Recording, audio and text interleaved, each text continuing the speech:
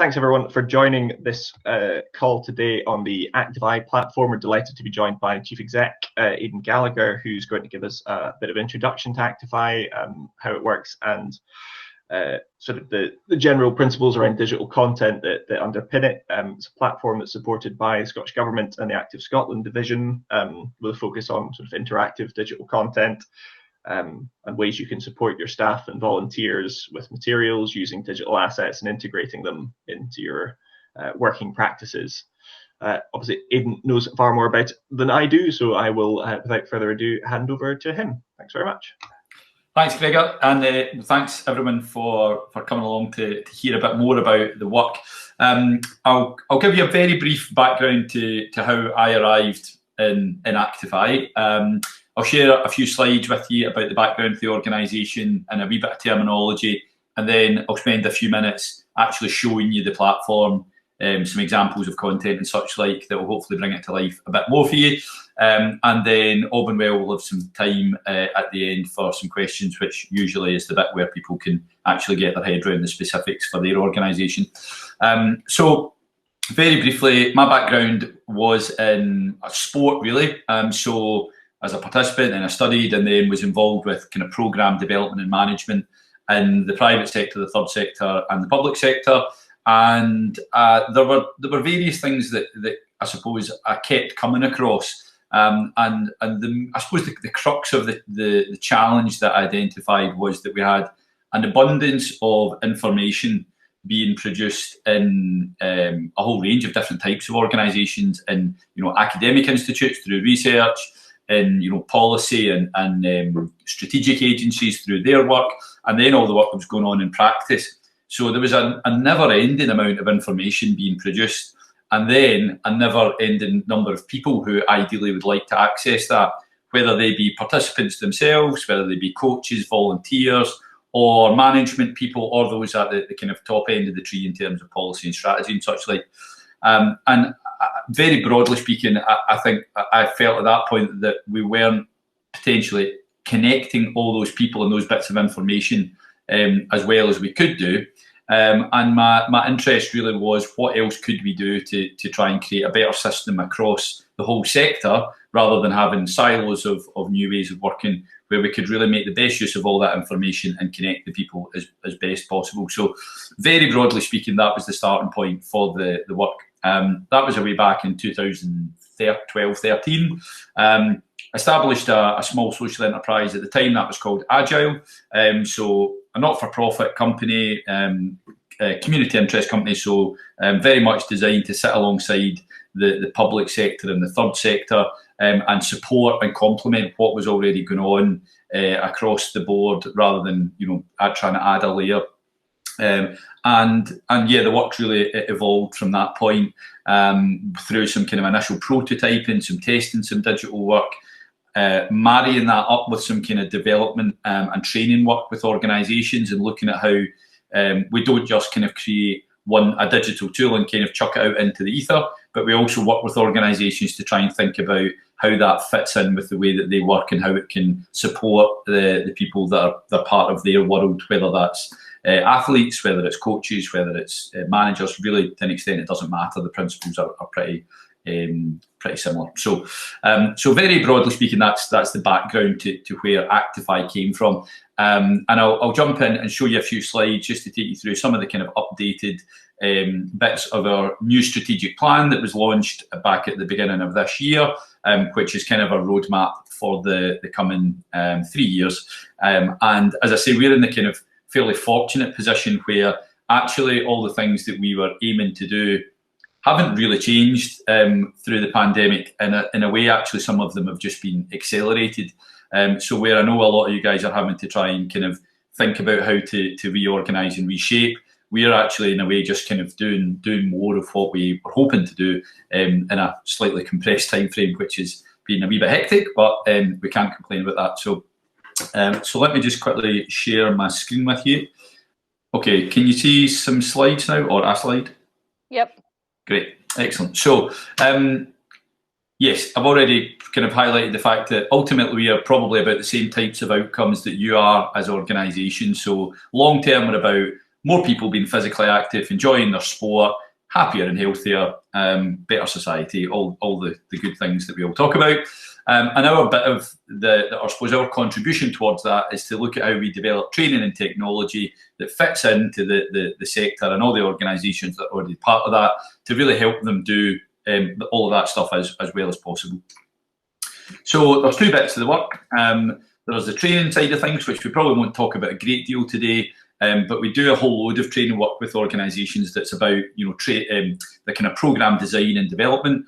Some of you may have come across the Thrive Learning Programme, which is one of our kind of current pieces of work, which we're involved with Scottish Government, Sport Scotland, Spirit of 2012 and Robertson Trust. So that's a kind of big part of our work just now. But as I say, that's probably for another day. The main point of today's discussion is to tell you about the digital work. So we'll talk quite a bit about the platform, and I'll kind of take you through the various bits of functionality there. But just to, suppose, again, highlight the fact that we've recognised that, you know, just creating some kind of new shiny piece of technology is great, but actually, unless we help people to build the skills and confidence around how they use digital technology, integrate it with their work, and support the people who they want to use it, whether that is coaches, volunteers, whoever, then the danger is that actually these new bits of technology sit about and are never actually fully adopted and integrated. And actually, I suppose video technology is a great example of that, where, you know, Zoom, Meet, Skype, all these tools have existed for umpteen years, and that's actually taken something like the pandemic for us to start thinking about, right, how are we actually going to implement them. So we know that actually digital transformation is the kind of jargon for it. That's a really important part of moving the sector into being more digitally confident and ultimately making the best of our tools and anyone else's that are out there. And the third bit there, the content bit, is I suppose related to that, in that we recognise that if we were going to advocate that digital content was a great way for people to be supporting those they wanted to work with, then we had to think about how we supported that process. So we do that in two ways. One is part of the kind of digital skills side of things, where we run production workshops and help organisations and practitioners to think about how they can create digital content within what they already do. So, you know, cameras, phones, tablets, the technology is actually now really readily available. It's very simple, it's very mobile, very flexible. So we can actually create lots of content as we go, and you don't have to be a professional videographer to do that. But we also actually do go out and help organisations create content where required. So in some instances, there's just been an abundance of material that people have wanted to digitise, and they had no resource internally to do it, but they had a bit of budget. So we went out and have just spent time actually helping them to create the content. So that's a kind of service that we then have developed and offered fairly consistently over the last few years. So the model that we work is that we generate revenue through our training work, our skills and our content work, and the platform is completely free. And that's something that we continue to make the case. So there will be always a free version of Actify, and I'll explain why that's so important as we move into some of the details of that. So we work with a range of different organisations. We work with funders, we work with strategic bodies, we work with delivery organisations, and we bring in money that sustains, you know, covers the overheads, and then we also continually drip feed some money into the development pot for the technology itself. So that's evolving as well. So that's our business model, broadly speaking. Our theory of change, if you like, is that, you know, to work towards the long-term outcomes, first and foremost, we want to make sure that, you know, we're increasing access to information for all those that need it. That in turn is going to lead to ultimately an increase in knowledge, and then a knock-on into the quality of provision, the quantity of provision, the quality of provision, and then ultimately those long-term outcomes, which are going to vary depending on the organisation. So our direct impact is clearly kind of at the left-hand side of this line of change. And as we move further along it, we're moving into the organisations who we support, actually making those ultimate interventions and support the population groups with long-term outcomes. But this is what we're ultimately looking to achieve, and we obviously gather data and evidence as far as we can along that line to show what difference we make, but also to learn, what's working and what's not working for us, and how we then adapt and evolve our work. So I suppose this picks up a little bit on what I was touching on earlier on about our broad, what's the word, diagnosis, if you like. So this little model will in one way or another likely apply to your organisation, even if that's in a very kind of small form, but it also applies, we think, to the sector as a whole. So we've got these layers of people, I suppose, and the work that they do. So we've got the policy or strategy people, we've got the practitioners who are then in turn delivering the programmes to the population groups. So that might exist within the context of even a club environment where you might have a board or committee, the coaches and volunteers who are delivering the work to the members. But if we take that right up to a national level, we've got government and all the work that you guys do at a policy and strategy level, supporting practitioners to do their work with the whole population or as many people as we can engage. So we kind of zoom this picture in and out depending on who it is we're talking to and what we're trying to understand. But ultimately what we want to try and make sure is that in the long term we can pull up data right the way through all of these layers so that the policy and development work that's done is as well informed as is possible. And then that informs the training, resources and support that can be fed back down those layers so that ultimately the folk at the bottom end of the layer are getting all the support and direction they need to enjoy the sport, the activities that we want them to, and obviously get those outcomes. So our contribution is through our training and our technology, much as I've already described. And to an extent, both of these arrows we feel we are already making a contribution to, and that's the way that we would want to develop our services and the technology to continually develop those. So clearly the focus of today is really to tell you more about the platform. So I'm just going to first of all introduce you to a wee bit of terminology, and then I'll come and actually show you take you through the platform itself, show you some examples. Before I dive into all that, there is a new series of webinars starting on Thursday morning at 10 AM. So there's 3 that kind of run you through all the building blocks, if you like. So what is Actify? How does it work? All that stuff is the first webinar. Then we talk about content planning. Then we talk about content production. So what I'm doing today is like an absolute whistle-stop tour of some of what's covered in the first webinar. So if some of this is a bit quick and I'm kind of going through it too quickly, please do come along on Thursday morning and you'll get a lot more of this detail. But quickly, a hub on Actify is an organisation's space. So it's where they can host digital content, they can brand it, they can have all their own details there, and it's there for them to manage. Once we've approved the hub, we don't have any role in managing the hub unless you want us to. So it's really your space on the platform. A module is then the material that you can, the way that you publish your material. So it's a group of content, which could be video, text, PDFs, downloads, whatever it is that is going to be most effective way of communicating whatever it is you want to get across to your audience. And that can be from, disseminating your most recent policies around child protection, through to something that's much more participant focused, maybe drills or demonstrations of activities. To an extent, what you put in a module is really dependent on what you want to do with your audience. So it's very flexible, and as long as it can be text, images, videos, etc., then it can go in a module.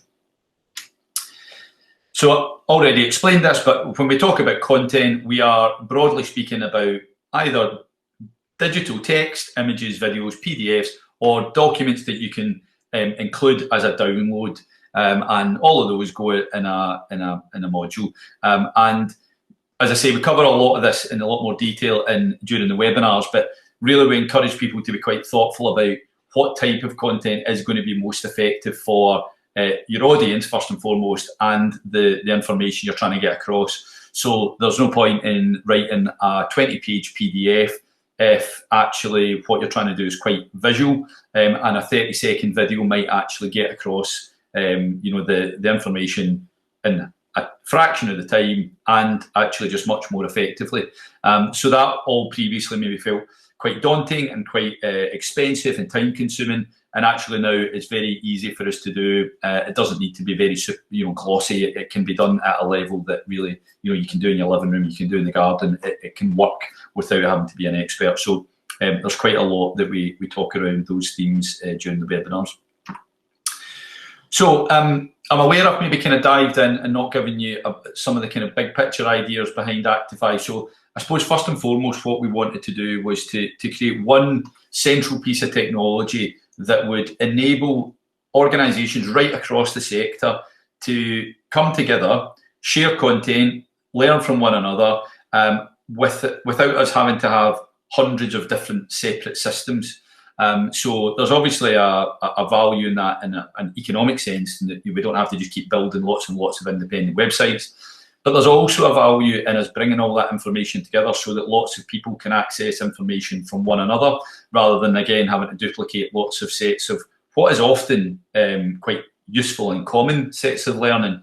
Granted, there's always going to be specifics relating to sports, relating to the, you know, the level of an organisation, the people they work with, but there's actually also a lot of good stuff that can be shared and learned across the board. So we wanted to create one central platform where we could bring all that content together, reduce the amount of duplication, but also to create a system that was helping with the collaboration and development of the themes that were relevant to everybody. So trying to move away from pockets of learning where, you know, one organisation or one even part of the sector might have to start developing quite an advanced set of ways of thinking and doing, and actually other parts of the sector were maybe still quite far behind.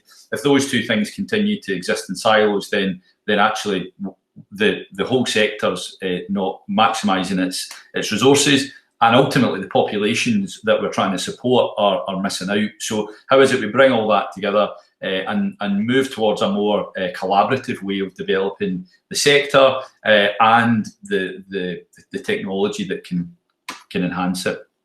Coming back to some of the content, as I've already touched on, digital content can just be a really powerful way to engage and get information across. Our analog versions previously, whether they've been, you know, printed handbooks or, you know, graphics that we've printed and used, many of those are still useful. So if nothing else, what we can do by digitising them is we can get them out to lots of people very quickly and very easily. They can come back and find them at different points in time more easily. But moving beyond that, actually starting to think about how we use video, how we use animations, how we use infographics to get across information that's visual, and bring it to life is, again, there's huge value in that. So lots of different benefits there that we hope and are confident can be of great value to the sector. And the final point there is a really important one, and it's something that's been going on in the commercial world now for a long time, which is looking at how we bring together data right across the sector, which can then be analysed and used to inform further development work. So all the examples that I'm sure you're familiar with of Google and Facebook and Amazon, etc. You know, yes, they have got tools and services they sell to people, but a lot of what they've actually built their model on is the ability to pull together lots and lots of consumer information or consumer data that they can then use to sell to people to tell them what they should do next or where they should invest their money or whatever it might be. We're obviously not interested in that as a commercial model, but what we are interested in is borrowing the same benefits to say, well, if we can understand what's going on right across the physical activity sector by consistently collating data, then that data can be fed back to all the organisations to inform their decision making, and ultimately we can create a much more clever system, a much more clever sector that's actually evolving based on the data we can access. So that's a kind of long-term and fairly grand ambition, but there is no reason that we couldn't be doing it if we can create some good common tools. So I'm aware I'm covering a lot at a rate of knots here, so please do keep a note of any questions, but I'll quickly now just move on to the platform itself and show you some of the tools. So When you arrive at Actify, not as a member, just as a unsigned in, just arrived at www.actify.org.uk. You arrive at this home page, and you'll see straight away that what we've got, anything that's a little rectangle is a module, and anything that's a circle is a hub. So the top bar here is featured modules. So these are ones that we rotate on a regular basis. And the theme that we're covering this week relates to stay in, work out. So we've put up a bunch of featured modules that relate to that theme. Featured hubs, again, we rotate on a regular basis. They're just hubs that we are encouraging people to go and explore. But if you click on the All Hubs tab, you'll see here there are 61 hubs now from a pretty broad range of organisations and programmes. So I'll give you some examples, but some organisations are using a hub to be a place to support their coaches. And you'll see here that SSF have got a hub just for coaches, but they've also got a hub that's for the charity as a whole. So they've chosen to split up their materials into more than one hub. We've also got hubs for, a few have been set up specifically for events or networks. So the Spark one, where's that going? Probably easier if I search for it rather than hunting about. So you'll see here, if I search for Spark, I get lots of modules, but I also just get Hub. So Spark, for those of you that don't know it, is it's a research collaboration, but they also have an annual event which is organised by University of Edinburgh. So we've gone along and been involved with that conference for the last few years and pulled together a lot of interviews, as well as recently they've done some infographics and some research based on the pandemic. So that's an example of how different people are using hubs for slightly different things. So it's a hub is really there as a flexible tool for you to organise content in whichever way is most relevant to you. You see then we've got a list of themes here. So over the last few weeks we've been publishing content related to specific themes that connect with some of the pandemic challenges. So this week we've got the stay in, work out, and at the moment there's 27 modules that relate to that specific theme from quite a broad range of hubs. So you see each hub is mentioned here. So we've got a range of different ones. We've published some in our hub. We've got the Live Active, PPAS from Glasgow, Spark. So there's a few different hubs have published modules that relate to that specific theme. And then as you move down, you've got the latest modules, the trending modules, which are just the ones that have been clicked most frequently over the last, few hours. And then after that, it's just a scroll of all the modules that are available, of which there are now 600 and something from those 60 odd hubs. So you get the idea, there's a lot there. So clearly the navigation of just dipping in and out of different hubs and different modules is not necessarily going to be what is time consuming. So as again with lots of these modern platforms, the architecture of the technology has been designed much more around the idea of search than manual navigation of clicking. You can, by all means, go and click into any module and just have a hunt around out of interest. But if you're looking for a very specific theme, it's not necessarily going to help.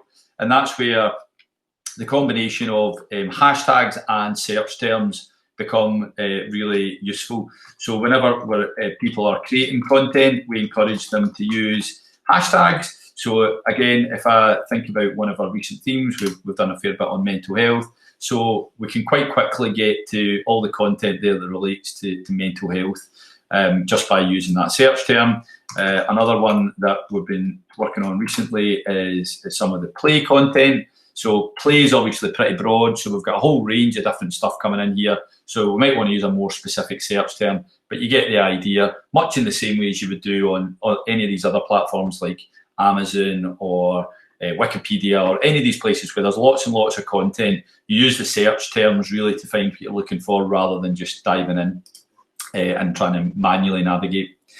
So that's the platform, not signed in, public user, and really just coming in and looking at what's available. As soon as I sign in, I get different options just as a as a user, but then also I'll show you as soon as I start managing a hub, I've also then got a lot of additional options. Gregor, how are we doing for time? I'm aware that I could probably go on at this another hour. So how long do you want me to spend on this before we finish up for questions? I think people are probably, unless anyone is particularly pressed for time, we're probably okay for the time being. I'll give you a shout about 10 to, just to make sure we have time for questions if anyone needs to jump off. Sure, no problems at all. I'll spend another 5 minutes just going through this, but I should be able to cover the basics in that time. Perfect, thank you.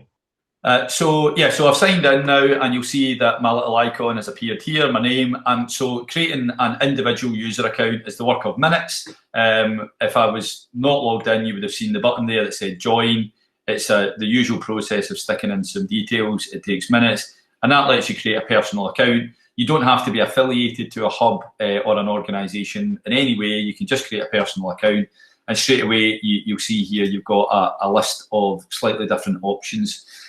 So based on what I put in my registration, I've got some recommendations based on content from different hubs. So that just cycles through. Every time I come back to this page, it will make other suggestions. The idea being just to kind of pull up to the top of the list some of the things that are going to be most relevant based on what I've told in terms of the roles I play, the activities I'm interested in, the things I'm trying to achieve through my work. So that's constantly going to change. And beyond that, this is much the same as you would have when you're not logged in. It's just the same bits I've already taken you through.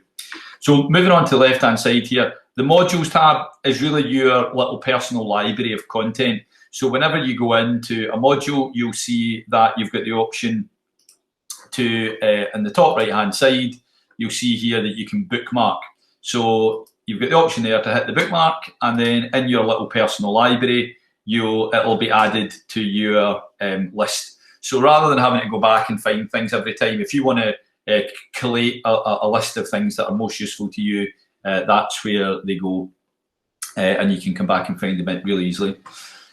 I'll explain what these quizzes are in a minute. They relate to modules that you can take part in when you're a member of a hub, and that's where you would be able to check what results you got. So it's essentially a kind of entry-level e-learning is enabled through a hub, and that's for an individual's results. This is where they find them.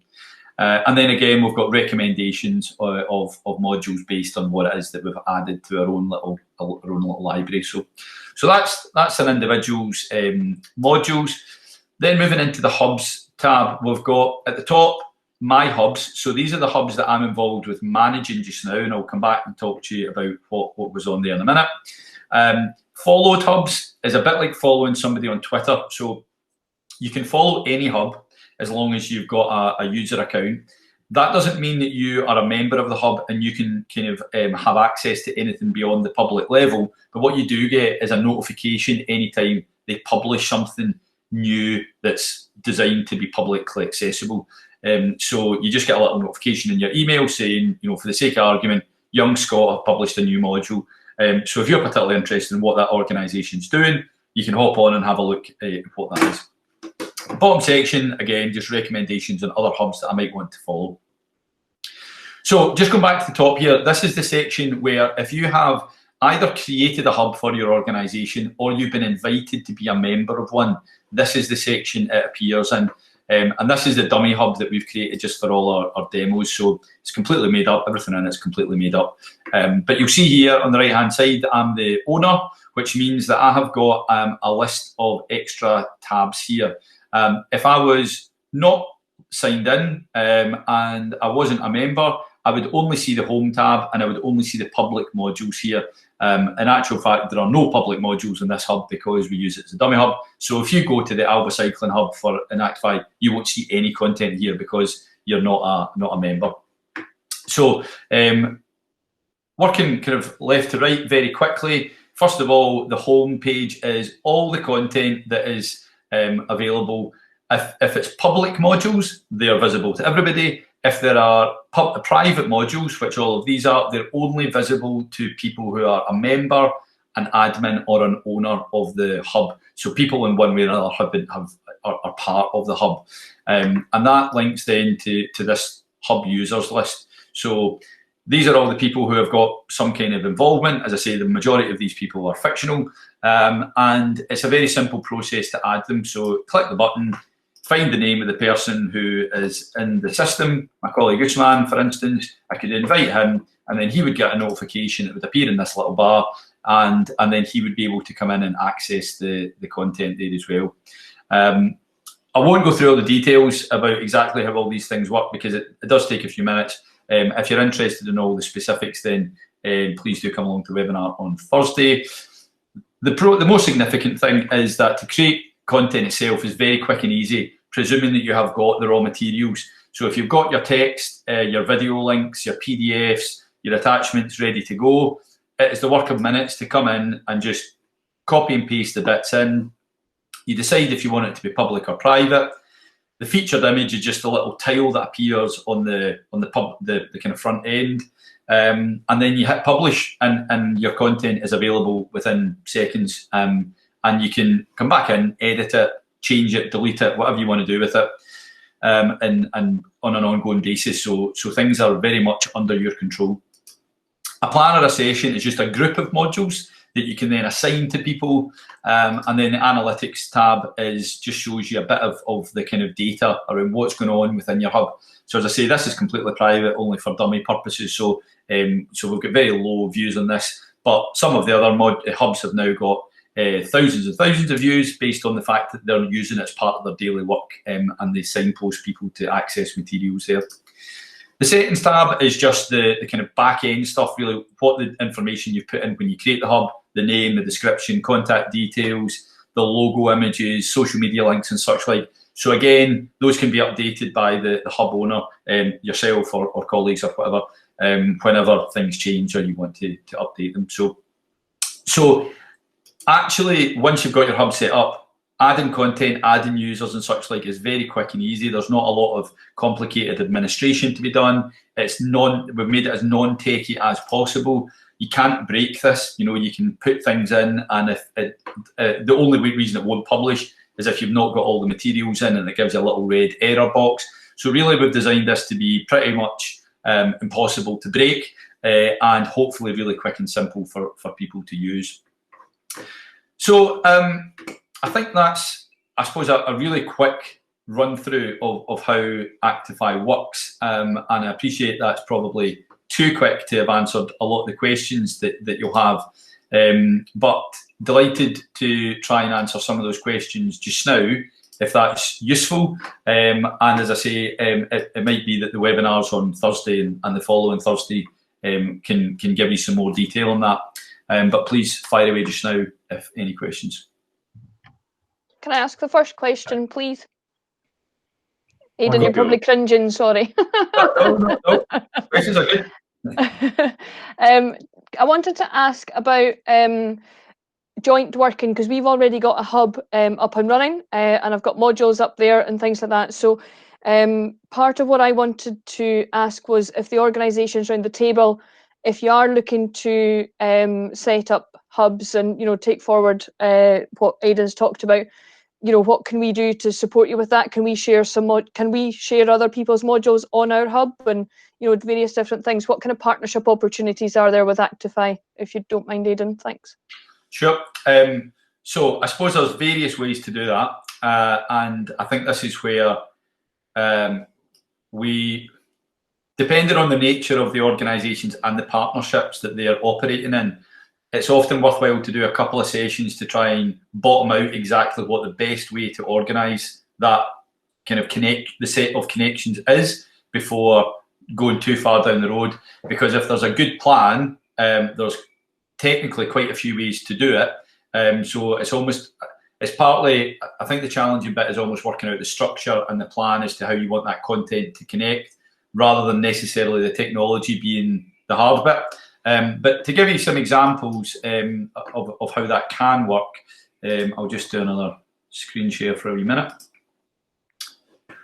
Okay, so I'll use this Alba Hub again as an example. So for the sake of argument, let's say this module here was, you know, whatever, an overview of something that you had published in your hub, Gail, but you were interested in having, you know, highlighting the fact that maybe there was something else in the SSA hub, maybe something else in the SDS hub. What you could do here is, you'll see that every module has got a unique URL. So this is module 193. It's got the edit bit in it because I've got it open to edit, but otherwise it would just say actify/module 193. So what I could do is just copy that, and we could say here, you know,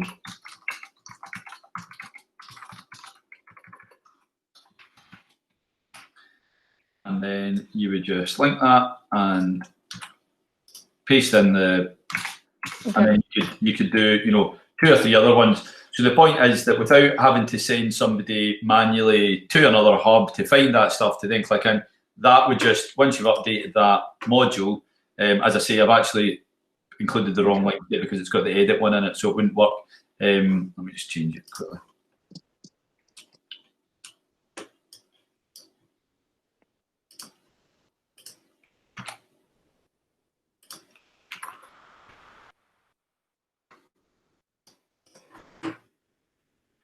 So if we now click on that, it takes us to the same one because I've got it here. But the point is you could do it to any module. So you could have 4 or 5 modules linked in there, so you can bounce people to different hubs, to different places. And that could be the case for any module that's public. So it's not even one that you necessarily have to have, you know, as part of your kind of partnership group. Anything that you find on Actify, if you think it's useful, you just do that linking process and you can be signposting people to a whole range of different things. Okay, great. Thanks, Aidan. Can I jump in just on Aidan? The link that you just showed, I presume that if this module is being amended or changed at any time, the link is going to stay the same. So yep. Just for the sake of, you know, not breaking the links. So yep. Even if the module is being updated, it's still the same. It's still going to work.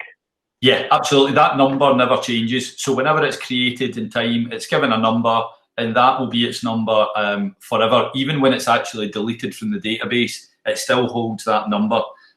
So that if you edit it, the only thing that changes is the content. The URL always stays the same. So you can keep that link forever.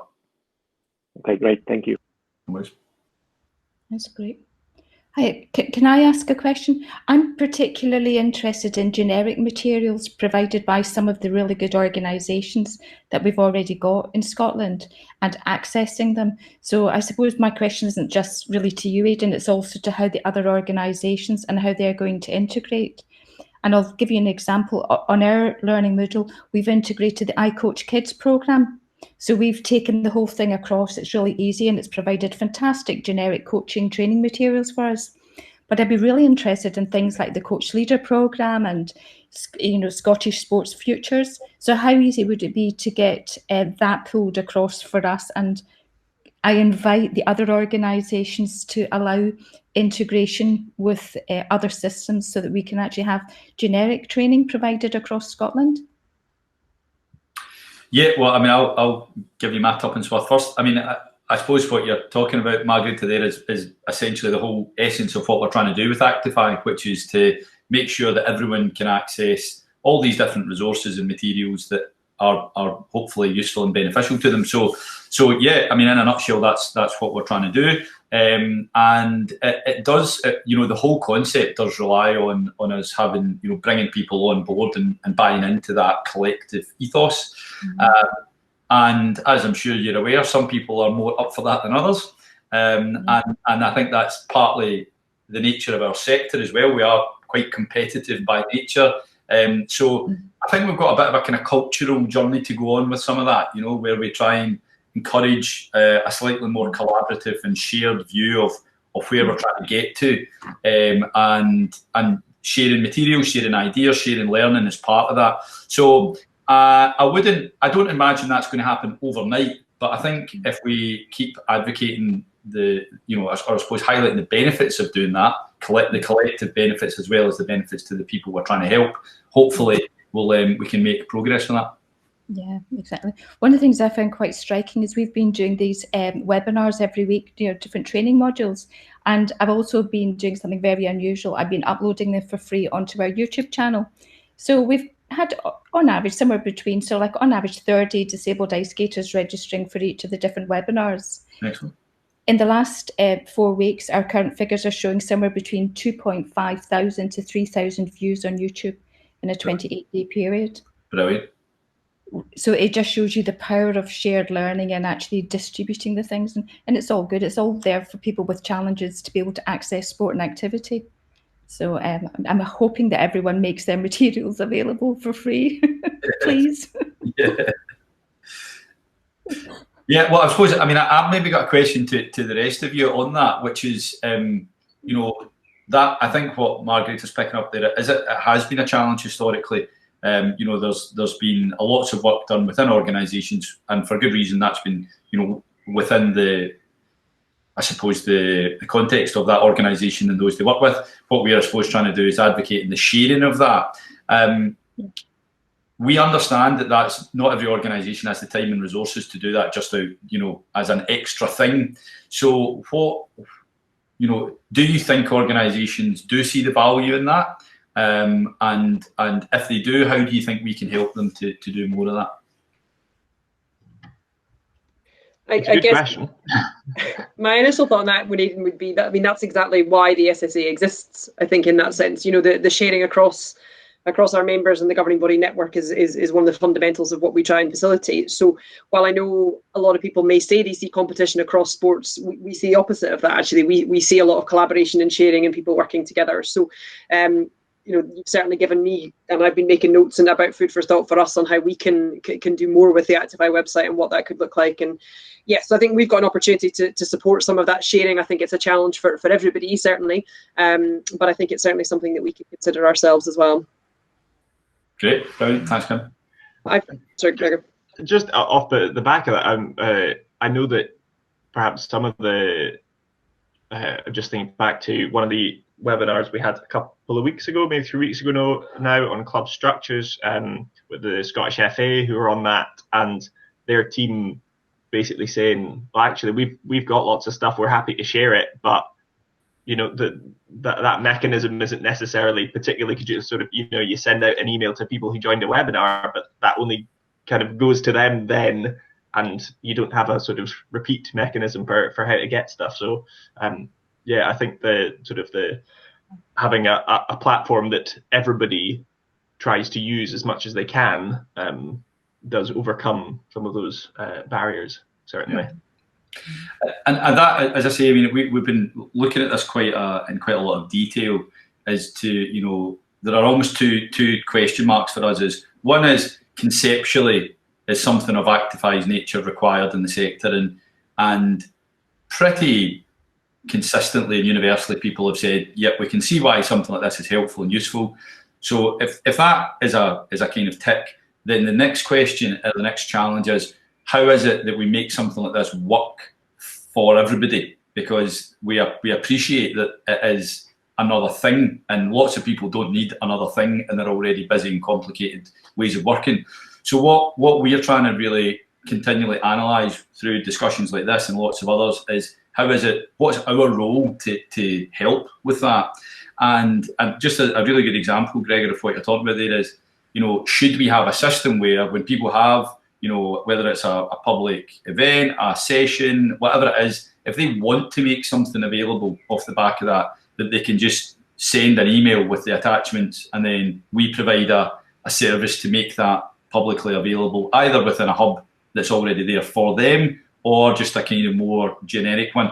I don't know quite what those, you know, pathways and systems need to be, but that's what we're still trying to kind of really work out just now. So any thoughts and feedback around those things is really greatly appreciated, because we're very aware that, as I said earlier, just by making something doesn't necessarily solve the problem. We need to work out how do we kind of make the pathways into that thing as easy and as stress-free for people as possible. So yeah, all thoughts on that really greatly appreciated.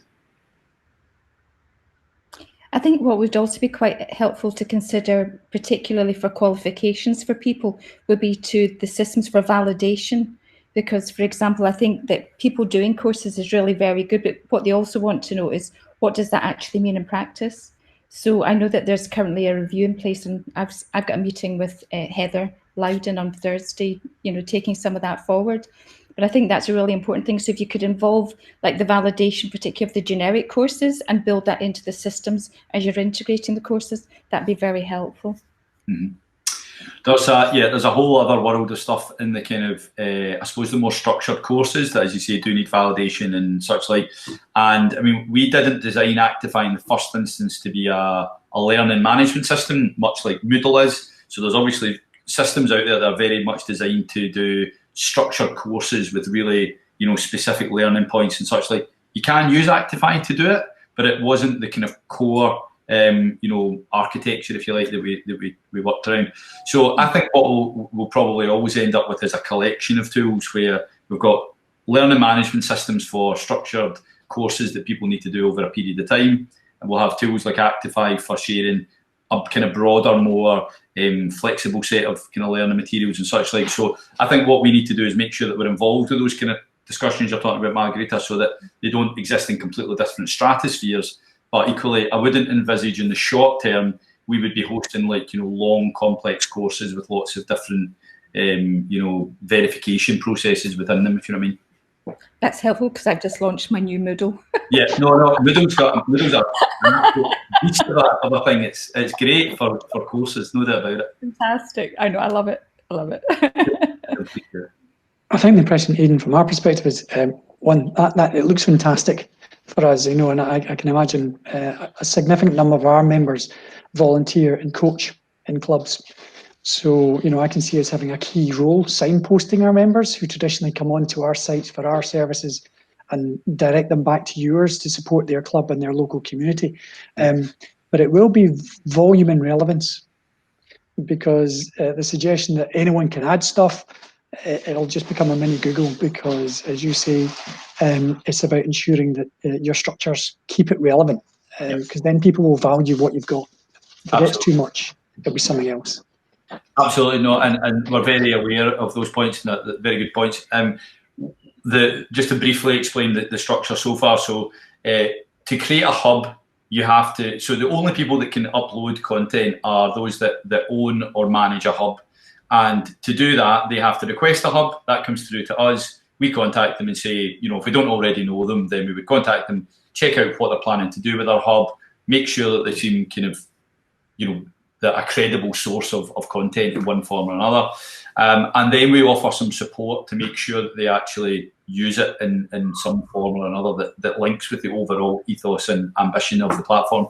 So we're looking at other kind of quality assurance mechanisms to build in, that we again encourage people to really be clear about why they're using their hub, what the content's for, who it's going to help, and again looking at the kind of hashtag structuring so that we can group content, make it really easy for people to find.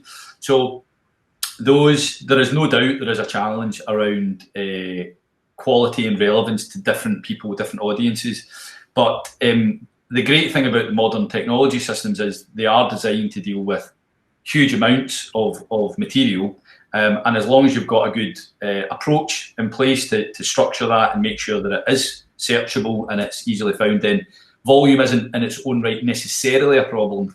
And sometimes I use examples like Amazon. If you think lots of people come to search on Amazon or to shop on Amazon from everything from dog food to cars, so because they've managed to keep that structure simple but user friendly, that works. Everybody gets what they need out of it. So in our much more modest terms, we need to learn from the way that these big guys have managed to do that stuff, while making really looking at this quality assurance approach and making sure we kind of get that as good as we can without us telling people what they should or shouldn't be publishing, because at the end of the day, it's not our content, so it's guidance and structure, I suppose, is what we need to just keep working on.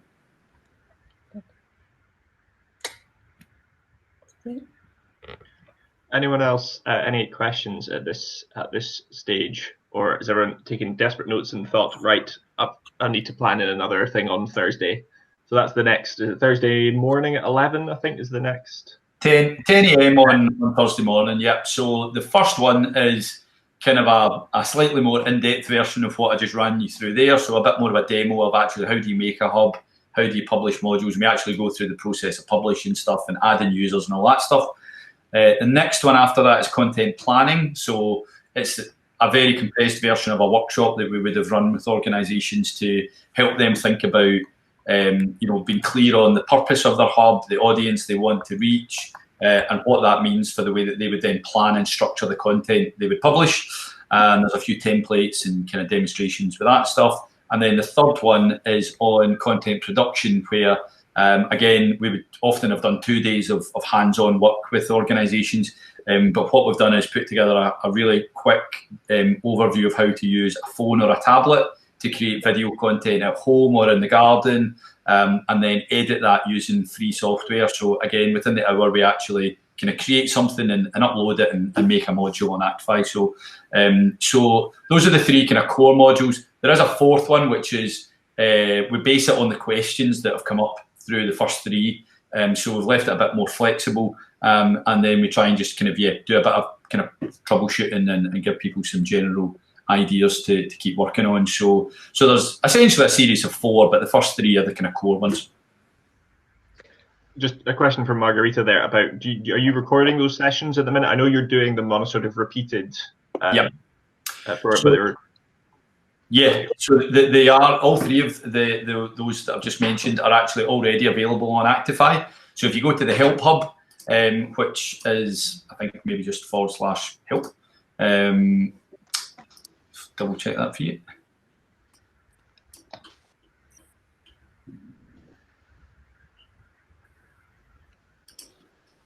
It is, yeah. Yep, just actify.org.uk /help. And you'll see if you scroll down there, you've got the 3 webinars. And so, yeah, they're of, I think the first or second round. I think we maybe mixed a couple of them up. But yeah, you're very welcome to just watch those. They're obviously about an hour long, but equally great to have you involved on Thursday if you fancy it. Can I ask a quick question, Aidan? The third one, the third webinar that you're doing, is it for this round, is it video again? Because the last one I sat in on was about video. So I just wondered if you were going to use a different theme this time around, or is it the same again? It's a good question. We had planned just to do video again, as it's the one that most people continually ask about. But if there are specific things that you would like to cover in addition, that's really the purpose of that 4th one, is to try and work out if there are things that. So a few folk, for instance, were asking about creating GIFs and like even simple things. Well, I say simple things. People can create like essentially a podcast using the microphone on their mobile phone. But then they were asking, well, how are we going to put that on Actify? So actually, you just use the video frame. So it's just a still image. You attach the audio to it, so it just plays like a podcast, but you're essentially using the video function rather than. So simple things like that, we can, when I say simple, things that are relatively easy to do when you know how, we can cover in that 4th webinar. So any questions that you've got, fire them in, and we can make sure to cover them in that 4th webinar. Okay, cool. Thanks, Aidan. Nice. Can I just ask a couple of sort of catch-alls, Aidan, apologies, but just knowing that obviously they'll hopefully have a fairly broad audience for this. I noticed there's a mixture of the hubs that are already on. The majority are national organisations, but there are some local organisations. Is there a particular focus, or is it open to everybody in that sense? Absolutely open to everybody, yep. I mean, some of them, as I say, have got very niche audiences. There's a couple of hubs there that have got no public content in them because they're for tutors of an organisation.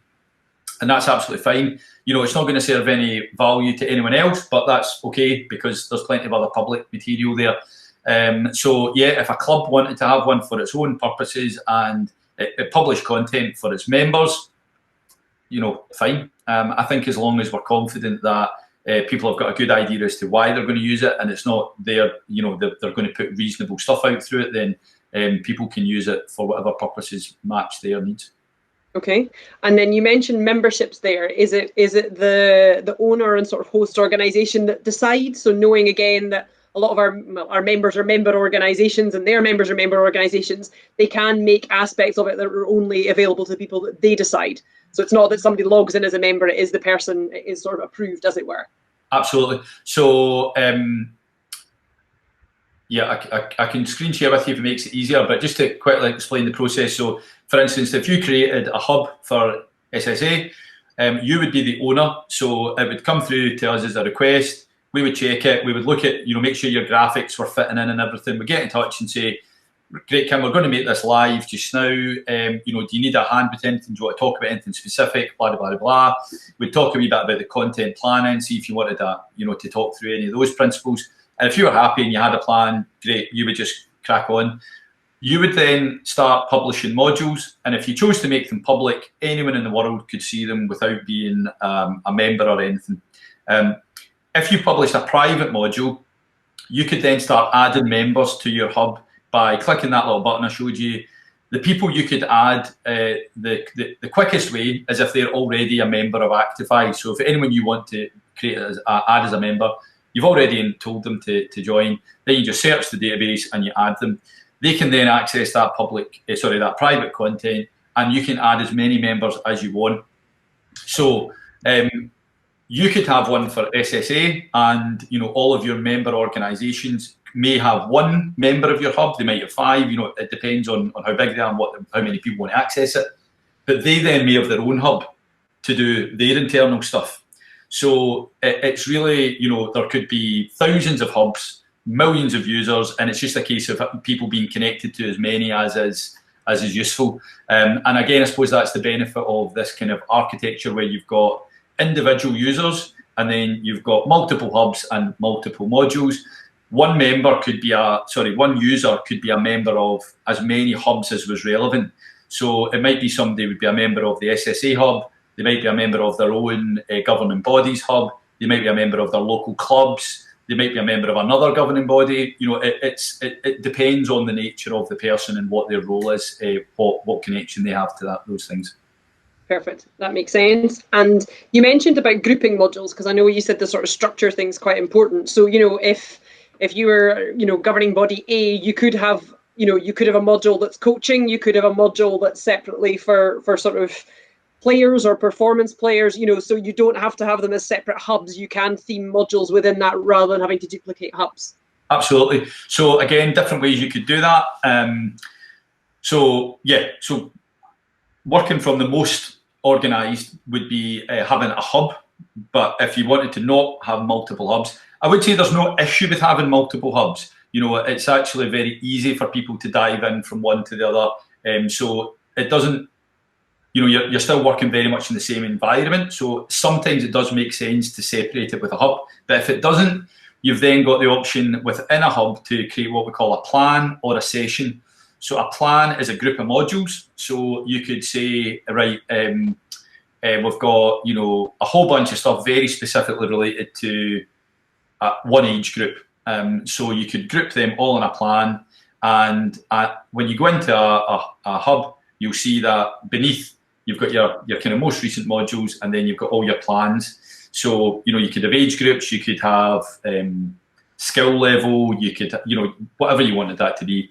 The difference between a plan and a session is that you can assign a plan to people.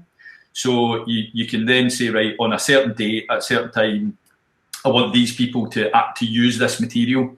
So for the most part, that's worked in 2 ways. One, either people feeding direct delivery material to people who are out doing something on the ground, or as a kind of pre or post training type tool. So, if there's, say for instance, a new induction for some coaches, you could group a bunch of materials, a group of modules together. You could send them, you could create that as a plan, then you could send them that as a session, and they directly get that link to them. So there's the option to do it like that. And then the third way, which actually is the most flexible way to do it and can be quite a powerful way to do it, is to come up with unique hashtags for different types of content within your own hub. So let me just screen share it with you again, because I think sometimes this is easier just to show. So I guess you were saying, Aidan, because my last question was, as you say, how you link to themes. I presume that's probably similarly in terms of the hashtag, is it? Yeah, I think it's probably like I thought you were going there. That was fortuitous on my part, I assure you. Perfect. In sync. So let me just quickly show you. Well, I'll show you the hub first of all, right? So this was one that we did some work with in Sport Scotland a few months ago. Let me just log out so that we see this just as a public one.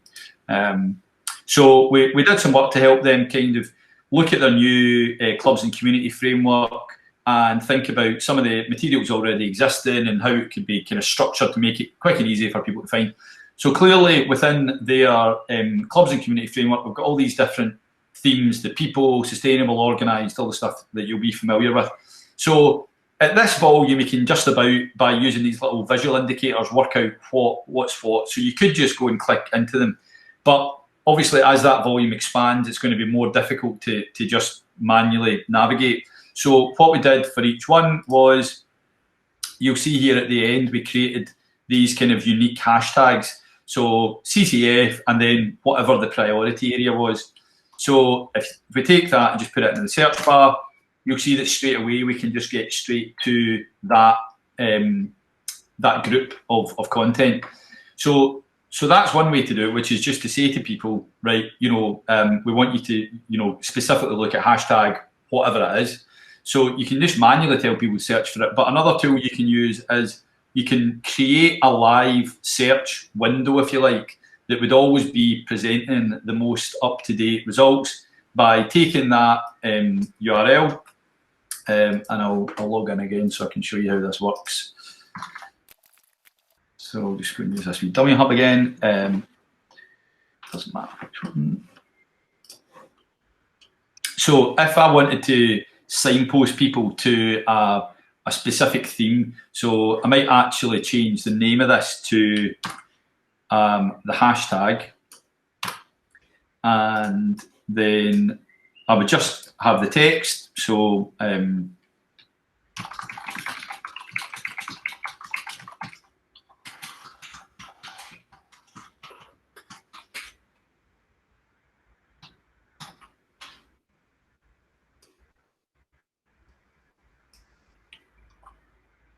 the only thing you've got to do, which is a weird wee technical thing, is you've got to take out the hashtag from that URL, and then we could update that. So if you imagine that this tile could just be just the word, you know, hashtag CCF people, and then you could click into that, and then if none of this text and it was just this, then that would just straight away load up directly to that content, and you'll see that this one has now been added because it's got that hashtag included in the title. So as long as it's in the title or the what we call the purpose box, which is the one underneath, so as long as it's either in the title or the purpose, it will find it, that the search engine will find the hashtag and pull that in as a new result. So we could go and publish another 10 modules that include that hashtag, and then every time that link's clicked, they would start appearing here. So you don't have to do anything to the module that holds almost the kind of, it's almost like your kind of theme entry point, if you like. It will continually keep gathering that stuff together. So that's another way to kind of group content. So there's a few ways depending on what the nature of the content and the organisation is, and that's what goes back to I can't remember we were talking about it earlier on, but I think it was Gail asked something about, you know, what's the best way to link and share things. If it depends a little bit on the nature of the organisation, what they're trying to do and who they're trying to share content with, quite which one of those ways of grouping things works best, but plenty of ways to do it. Thank you, much appreciated indeed. No problem. Perfect. I'm conscious of time, so if anyone has any other questions at the minute, please fire away. Otherwise, we could, I think, draw this one to a close. Obviously, Aidan has a program of even more coming up, and you know, the whole team are very nice and they like getting emails and answering questions, don't they, Aidan? Of course. So, yes, I'm sure happy to help with anything down the road as well. But Aidan, thanks very much for your time. That's fantastic, and I'm sure once we share this more widely as well, there'll be a few more governing bodies getting in touch and other organisations looking to take advantage, because it's a So like you say, the sort of sharing of best practice and guidance and information is something that we bang the drum for quite a lot generally in our work. So it's always nice to have everyone on the same page, literally and metaphorically in this case. Thank you again to Aidan, and we will speak to you all soon.